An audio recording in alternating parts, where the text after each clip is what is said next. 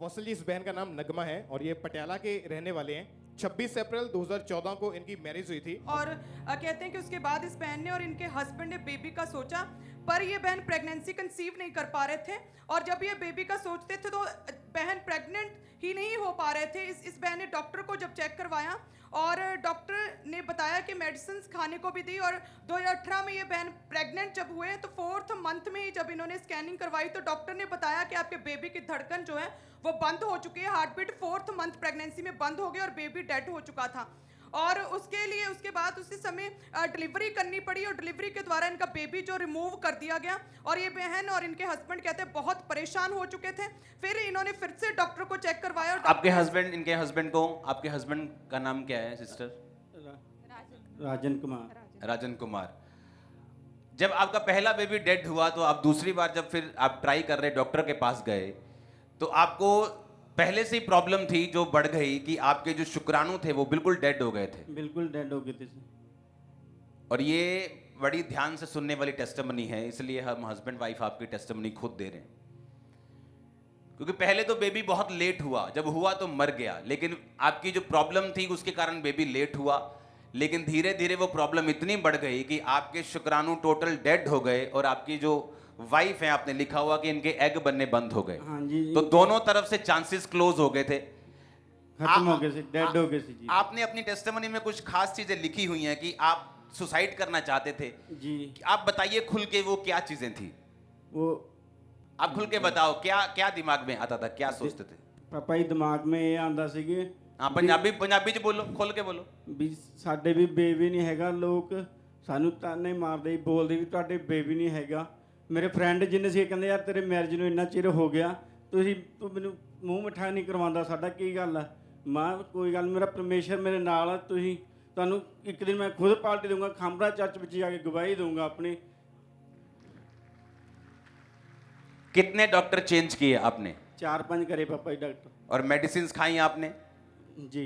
और डॉक्टर क्या बोलते थे आपको जब आपके शुक्राणु बिल्कुल नील हो गए, आपकी वाइफ के एग नहीं बनते? डॉक्टर की भाषा क्या थी आपके लिए? ਡਾਕਟਰ ਕਹਿੰਦੇ ਪਾਪਾ ਜੀ ਵੀ ਤੁਸੀਂ ਜਿੱਥੇ ਮਰਜ਼ੀ ਚਲੋ, ਤੁਹਾਡੇ ਬੇਬੀ ਨਹੀਂ ਹੋ ਸਕਦਾ ਕਿਤੇ। ਹੁਣ ਨਹੀਂ ਹੋ ਸਕਦਾ ਨਹੀਂ ਹੋ ਕਿਉਂਕਿ ਤੁਹਾਡੇ ਪ੍ਰੋਬਲਮ ਜਿਹੜੀ ਸੀ ਉਹ ਨੀਲ ਹੋ ਚੁੱਕੀ ਸੀ। ਨੀਲ ਤੋਂ ਬਾਅਦ ਬੇਬੀ ਕਦੀ ਨਹੀਂ ਹੁੰਦਾ। ਨਹੀਂ ਹੁੰਦੀ। ਤੁਸੀਂ ਡਿਪਰੈਸ਼ਨ ਦੀ ਮੈਡੀਸਿਨ ਵੀ ਖਾਂਦੇ ਸੀਗੇ? ਹਾਂਜੀ ਤੁਸੀਂ ਡਿਪਰੈਸ਼ਨ ਦੀ ਮੈਡੀਸਿਨ ਖਾਂਦੇ ਸੀਗੇ? ਹਾਂਜੀ। ਤੁਸੀਂ ਕੀ ਜਦੋਂ ਪਹਿਲਾ ਬੇਬੀ ਡੈਡ ਹੋਇਆ ਉਸ ਤੋਂ ਬਾਅਦ ਟੋਟਲੀ ਮੈਡੀਕਲੀ ਇਹ ਪ੍ਰੂਫ ਹੋ ਗਿਆ ਕਿ ਹੁਣ ਤੁਹਾਡੇ ਹਸਬੈਂਡ ਦੇ ਹੋ ਹੀ ਨਹੀਂ ਸਕਦਾ, ਤੁਹਾਡੇ ਵੀ ਨਹੀਂ ਹੋ ਸਕਦਾ? 2018 ਦੇ ਵਿੱਚ ਪਾਪਾ ਜੀ ਜਦ ਅਸੀਂ ਅਲਟਰਾਸਾਊਂਡ ਕਰਾਉਣ ਗਏ ਤੇ ਸਾਨੂੰ ਡਾਕਟਰ ਨੇ ਕਹਿਤਾ, ਮੈਨੂੰ ਤਾਂ ਬੁਲਾਇਆ ਹੀ ਨਹੀਂ ਅੰਦਰ, ਮੇਰੇ ਹਸਬੈਂਡ ਗਏ ਸੀ। ਮੇਰੇ ਹਸਬੈਂਡ ਕਹਿੰਦੇ, ਨਰਸ ਕਹਿੰਦੀ ਆਪਣੀ ਵਾਈਫ ਨੂੰ ਅੰਦਰ ਨਹੀਂ ਲੈ ਕੇ ਆਣਾ, ਤੁਸੀਂ ਇਕੱਲੇ ਆਓ। ਮੈਂ ਸੋਚਿਆ, ਮੈਂ ਕਿਹਾ ਮੈਨੂੰ ਕਿਉਂ ਨਹੀਂ ਲੈ ਕੇ ਜਾ ਰਹੇ, ਕੀ ਗੱਲ ਹੈ? ਅਸੀਂ ਜਿਹੜੇ ਮੇਰੇ ਹਸਬੈਂਡ ਨੂੰ ਲੈ ਕੇ ਗਏ ਆ, ਇਹ ਅੰਦਰੋਂ ਨਾ ਅਰਮਾਲ ਨਾਲ ਆਂਸੂ ਪੂੰਝ ਕੇ ਤੇ ਅੱਖਾਂ ਲਾਲ ਹੋਈਆਂ ਪਈਆਂ ਇਹਨਾਂ ਦੀਆਂ ਤੇ ਬਾਹਰ ਆ ਰਹੇ। ਮੈਨੂੰ ਮੈਡਮ ਜਾਂਦੇ ਜਾਂਦੇ ਮਿਲ ਕੇ ਕਹਿੰਦੀ ਚਲੋ ਨਗਮਾ ਠੀਕ ਹੈ ਮੈਂ ਜਾ ਰਹੀ ਹਾਂ। ਮੈਨੂੰ ਇਹ ਕਹਿੰਦੇ ਦਵਾਈਆਂ ਵਾਪਸ ਕਰ ਦਈਏ। ਮੈਂ ਕਿਹਾ ਦਵਾਈਆਂ ਕੋ ਵਾਪਸ ਕਰਨੀਆਂ, 4ਥਾ ਮੰਥ ਤਾਂ ਆਪਾਂ ਨੂੰ ਲੱਗਾ ਪਿਆ ਆ ਤੇ ਆਪਣਾ ਬੇਬੀ ਤਾਂ ਠੀਕ ਹੀ ਹੋਏਗਾ। ਇਹ ਕਹਿੰਦੇ ਬੇਬੀ ਦੀ ਧੜਕਣ ਬੰਦ ਹੋ ਚੁੱਕੀ ਆ। ਮੈਂ ਟੁੱਟ ਚੁੱਕੀ ਪਾਪਾ ਜੀ। ਤੁਸੀਂ ਲਿਖਿਆ ਕਿ ਤੁਹਾਨੂੰ ਲੱਗਦਾ ਸੀਗਾ ਕਿ ਸਾਨੂੰ ਇੰਨਾ ਚੰਗਾ ਮੌਤ ਆ ਜਾਏ। ਹਾਂ ਪਾਪਾ ਜੀ, ਮੈਂ ਤਾਂ ਕਿਹਾ ਖੁਦਾਇਆ ਚਾਹੇ ਤਾਂ ਮੈਨੂੰ ਮੌਤ ਦੇ ਦੇ, ਚਾਹੇ ਮੈਨੂੰ ਬੱਚਾ ਦੇ ਦੇ, ਮੈਂ ਦੁਨੀਆ ਦੇ ਨਾਲ ਰਲ ਜਾ। ਚਰਚ ਕਿੱਦਾਂ ਆਏ ਤੁਸੀਂ? ਮੇਰੀ ਭੈਣ ਗੁਰਦਾਸਪੁਰ 2018 ਦੇ ਵਿੱਚ ਸਾਡੇ ਬੇਬੀ ਇਸ ਤਰ੍ਹਾਂ ਹੋਇਆ ਸੀ। 2018 ਦੇ ਵਿੱਚ ਮੇਰੀ ਭੈਣ ਨੇ ਗੁਰਦਾਸਪੁਰ ਬ੍ਰਾਂਚ 'ਚ ਜਾਂਦੀ ਹੁੰਦੀ ਸੀ। ਉਹ ਬਹੁਤ ਵਿਸ਼ਵਾਸੀ ਆ। ਉਹ ਕਹਿੰਦੇ ਤੁਸੀਂ ਨਾ ਖਾਂਬੜਾ ਚਰਚ ਜਾਓ, ਸਾਡੇ ਕਹਿਣ ਤੇ ਇੱਕ ਵਾਰੀ ਜਾਓ ਤੁਸੀਂ।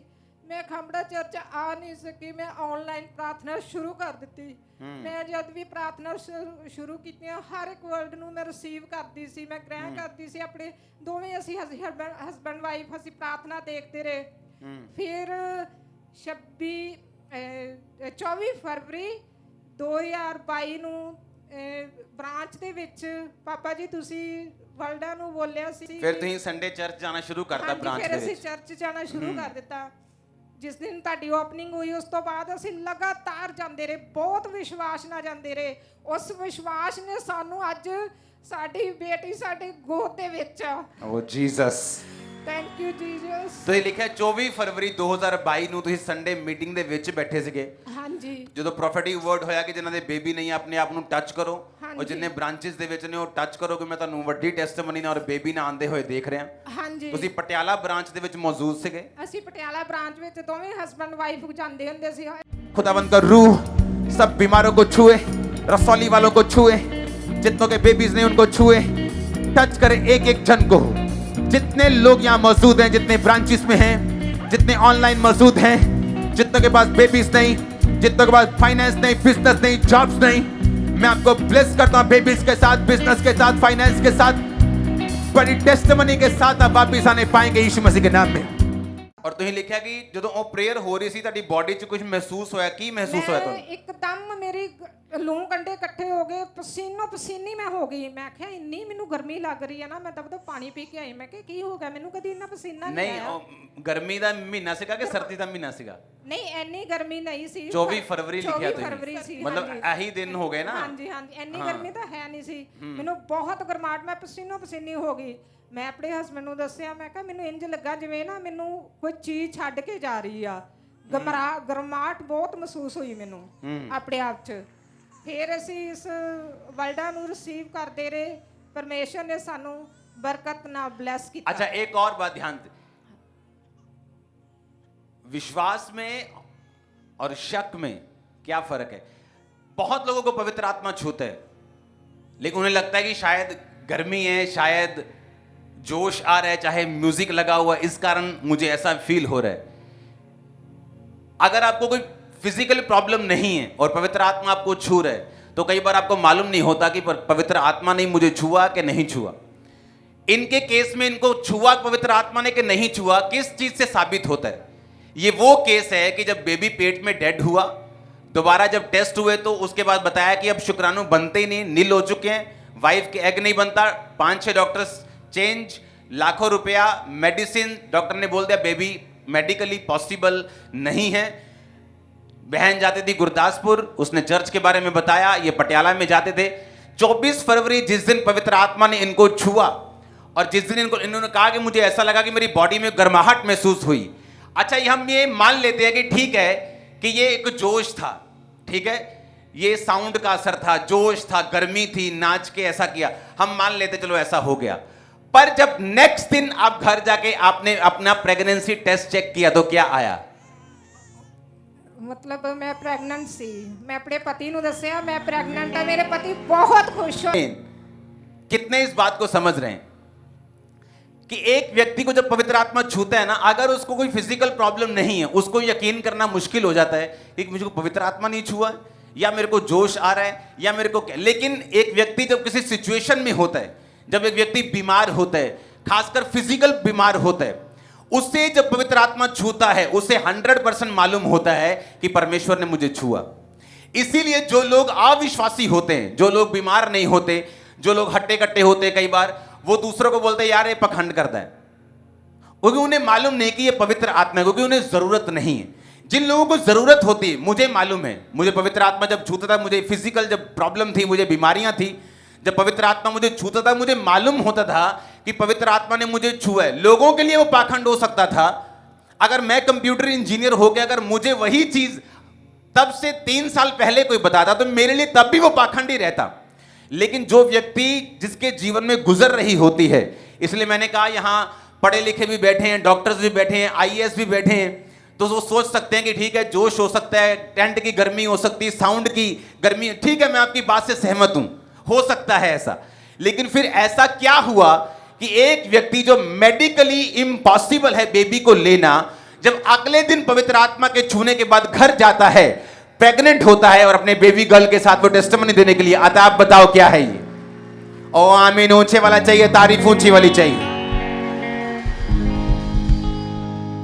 हालेलुया हस्बैंड साहब आपका डिप्रेशन अब कैसा है ठीक है पापा जी जा चुके हैं हाँ जी कोई मेडिसिन नहीं कोई मेडिसिन नहीं पूरा आनंद पूरा आनंद बेटी मिल गई हाँ जी एंजॉय करो इसको पूरा हालेलुया ऊंची आवाज में हालेलुया हालेलुया हालेलुया जब बेटी बड़ी होगी ना इसकी वैल्यू समझ आएगी ये बड़ा आनंद देगी तुमको हालेलुया आमीन तारीफ करो जोर से हालेलुया इसीलिए जब कोई व्यक्ति शक करे कोई व्यक्ति खिलाफ बोले आपको कभी भी गुस्सा नहीं करना चाहिए, क्योंकि अभी वो उस कंडीशन में नहीं है कि परमेश्वर की उस कृपा को, उस ताकत को, उस पवित्र आत्मा की प्रेजेंस को महसूस कर सके। आमीन।